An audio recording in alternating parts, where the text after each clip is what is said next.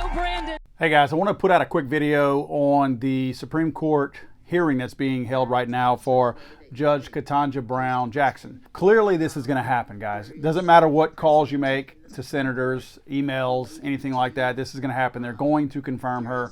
They can't not confirm her. She's a black woman. Those are two things right there that even if they had legitimate reasons, even if the lady actually started gouging her own eyeballs out during the hearing, any vote against her or any voiced opposition to her, I should say, out in the public is going to result in them being called racist or misogynistic. So just for political reasons, these guys are not going to vehemently oppose her the way everybody else opposed everyone else that Trump put forth. So this is a done deal. But I just want you to know what we have facing us. This is a woman that does not support the Second Amendment in any kind of way. And what I want you to see this exchange between her and Chuck Grassely yesterday. This was pretty telling to me. Do you believe the individual right to keep and bear arms is a fundamental right? Senator, the Supreme Court has established that the individual right to keep and bear arms is a fundamental right. I'm not a smart man. That was a yes or no question. Do you believe the individual right to keep and bear arms is a fundamental right? She could have easily answered yes.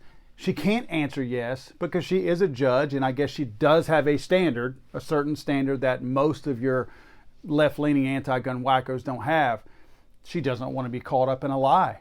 So she doesn't directly answer the question by saying she supports the fundamental right to keep and bear arms, but that the Supreme Court supports that or has at least established that in prior hearings. Senator, the Supreme Court has established that the individual right to keep and bear arms is a fundamental right.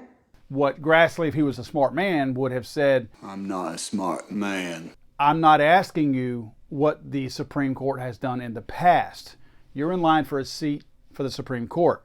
What would you do?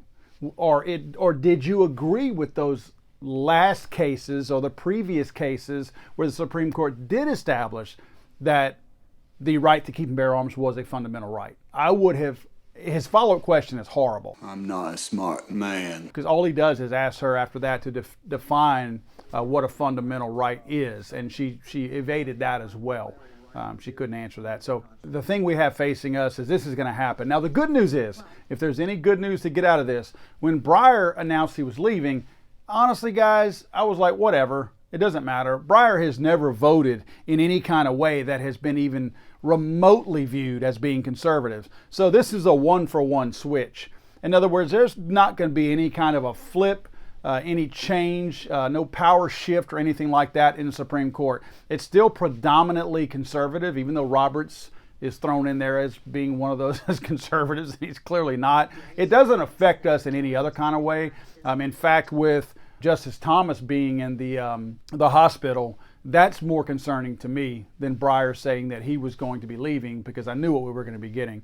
Thomas leaves, we lose a strong conservative voice in the Supreme Court, and that is something we ought to all be concerned with, not necessarily future Justice Jackson right here.